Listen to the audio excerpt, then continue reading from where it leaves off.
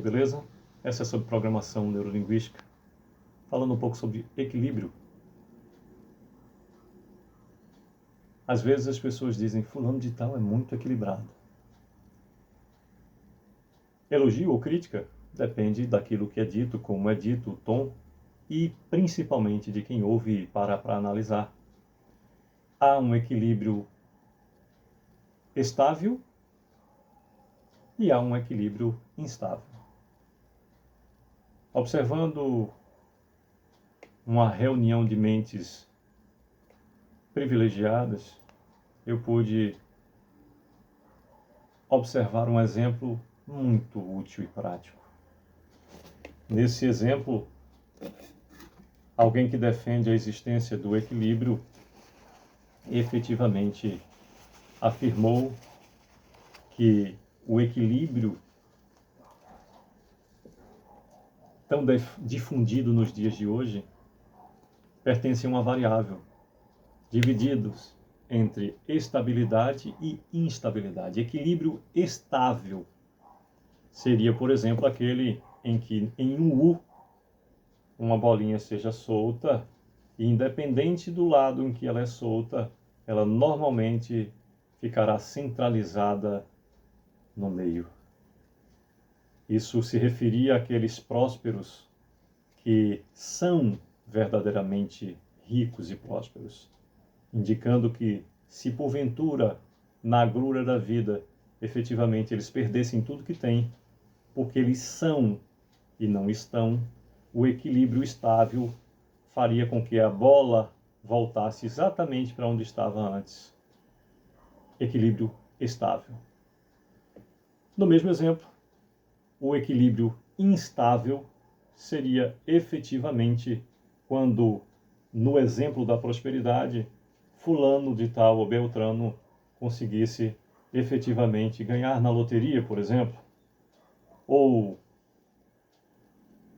num jogo qualquer, efetivamente essa pessoa ganhasse um valor de destaque real, mas por ausência de equilíbrio estável, por ter um equilíbrio instável, mesmo afortunado pela boa ventura, o equilíbrio faz com que essa fortuna efetivamente se perca por falta de estabilidade no equilíbrio. De um modo simples, equilíbrio estável faz com que, independente das ondas, a estabilidade volte para onde esteve. E a instabilidade faz com que, e o equilíbrio instável faz com que, quando a sorte chega, para quem não tem preparo ou equilíbrio estável, efetivamente as fortunas se percam e disparem para longe daquele que chegou a premiar. Então, que a nossa mente seja um lugar de equilíbrio estável, para que o teu valor e o meu valor, para que o nosso princípio, que o teu princípio e o meu princípio, e os nossos propósitos tenham equilíbrios estáveis. Quem tem a forma do bolo pode se dar até o luxo de ter uma fornada queimada ou solada, pois se ele tem a forma do bolo, se ele tem a fórmula e sabe como fazer, um bolo a mais ou a menos não faz a mínima diferença.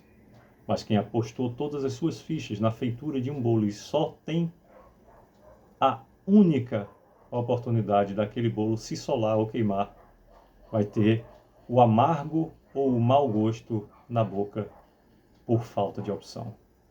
Que a tua mente e a minha mente esteja estável, com um equilíbrio estável, com um processo cognitivo que ampare e desenvolva efetivamente, progressivamente, positivamente, exponencialmente os nossos resultados.